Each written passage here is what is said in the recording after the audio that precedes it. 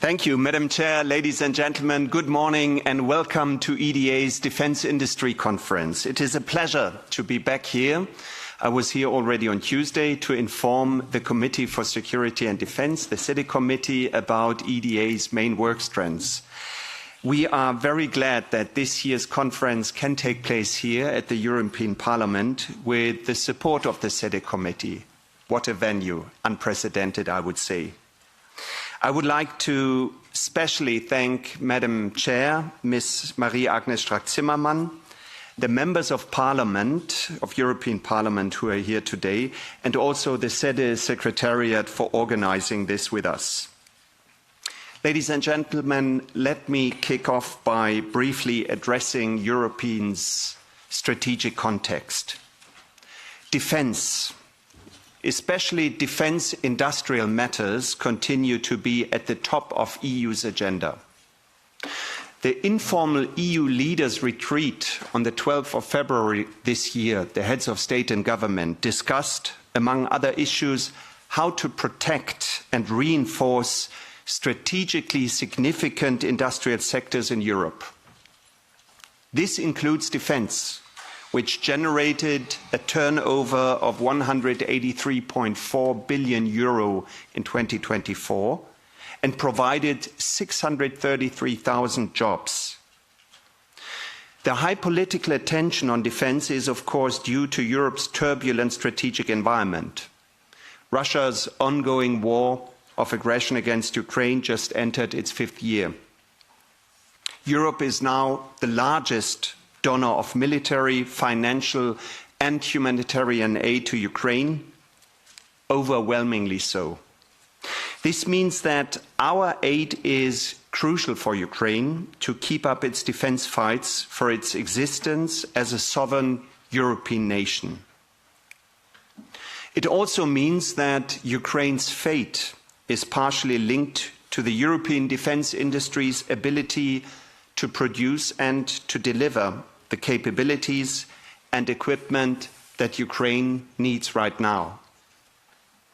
At the same time, Europe is also under increased pressure from across the Atlantic Ocean to take greater responsibility for its own defence.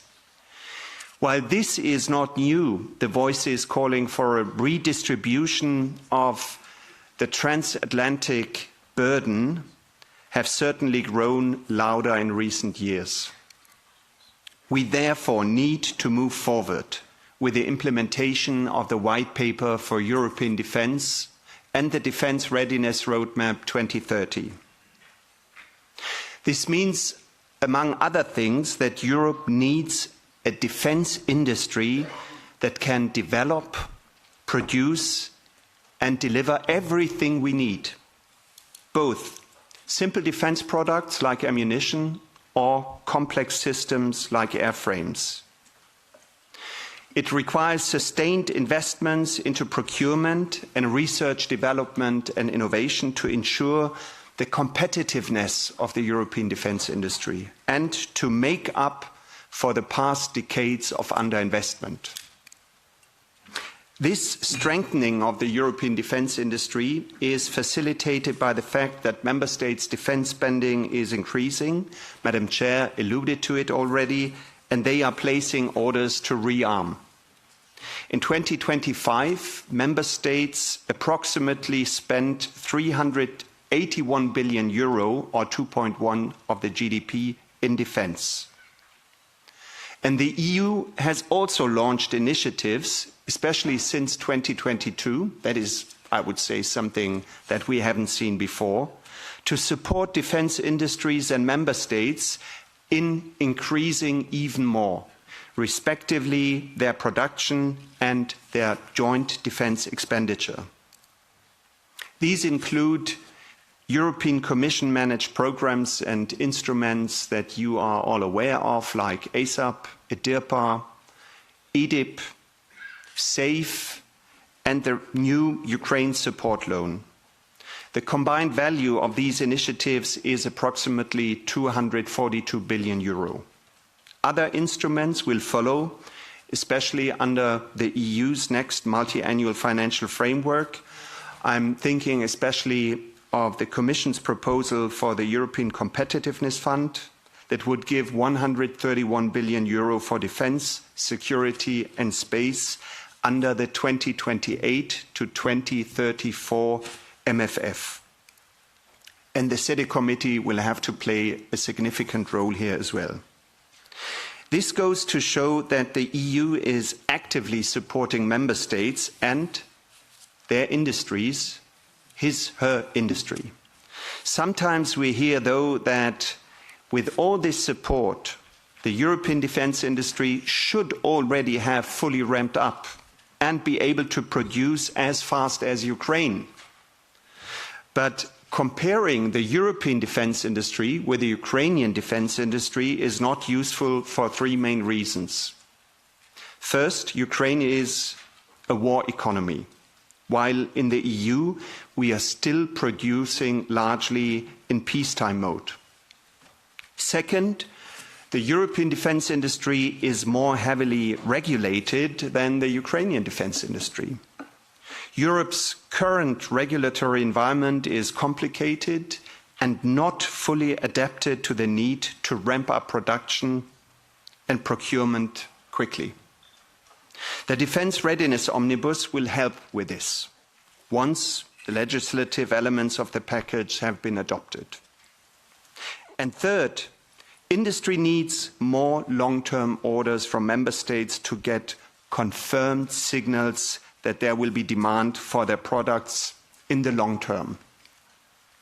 This is about helping industry reduce the risk of investing in bigger production capacities and giving them confidence that their investments will pay off. Let me now turn to what lies ahead of us. 2026 will be another crucial year for EU defence and the European defence industry. The European defence industry will soon start benefiting from the loans that member states are taking via the SAFE instrument, Security Action for Europe, worth 150 billion euro in total, to address their most urgent capability gaps. And this comes now very soon. Industry should also benefit from the new 90 billion euro Ukraine support loan, 60 billion of which will be used to support Ukraine to invest in defence industrial capacities and to procure military equipment.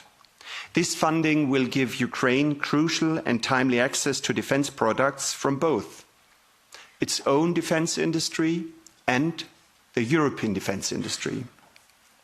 The Commission will also present a proposal for simplifying EU rules for defence and sensitive procurement to ensure that member states can procure defence products in a fast, cost-efficient and coordinated manner while supporting the European defence industry. And we have to get there. It has to become easier to procure. Compared to the Commission, the European Defence Agency helps more upstream, supporting the member states in their prioritization, as well as advancing projects and concrete programs in the fields of research, technology and innovation, capability development and enablers. And we'll be able to do this even better in the future, thanks to the ongoing process of the strengthening of the European Defence Agency, based on the tasking that we received by the heads of state and government at the European Council on the 23rd of October last year. We also received a mandate from the 27 member states' ministers of defence in December to take this work forward based on what we refer as to the 5 lines of action. These include the following: scaling up research, technology, innovation, consolidating EDA's central capability development role, developing EDA's defence acquisition function. So yes, we intend to do more procurement of the shelf, equipment of the shelf, procurement of services. That's where we would do more, pending member states' consent and approval.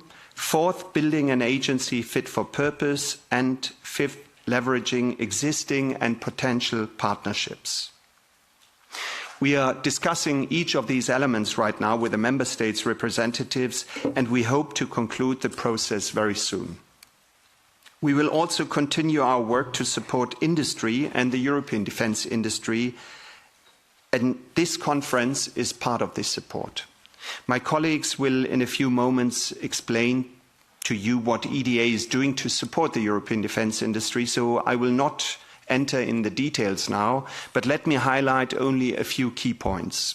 EDA has multiple tools to help industry find partners, better understand the sometimes quite complex EU defence environment. These include the EDA B2B platform, which was launched in 2019 to connect partners from EU collaborative projects. It now has over 1,500 users, and in fact, it is quite easy, entirely free to use. We also have our Identi funding tool, which helps you identify relevant EU funding for defence and dual-use activities. EDA engages with industry also via its research, technology and innovation work strand.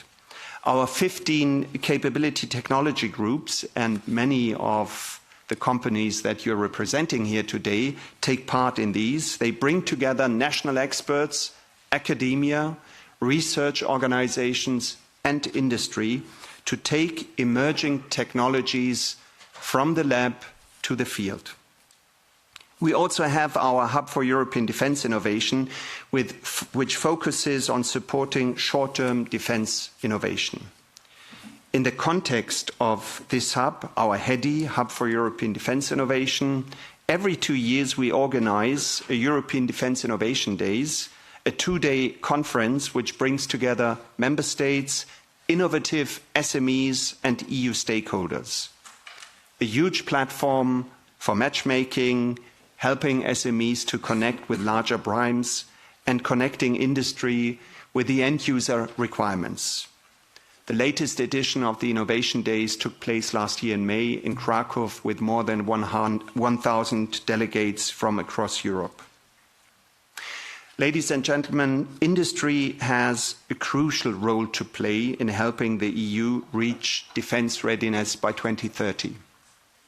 Without a credible, resilient and well-resourced European defence industry, the Union will not be in position to take responsibility for its own defence or to do more for its partner.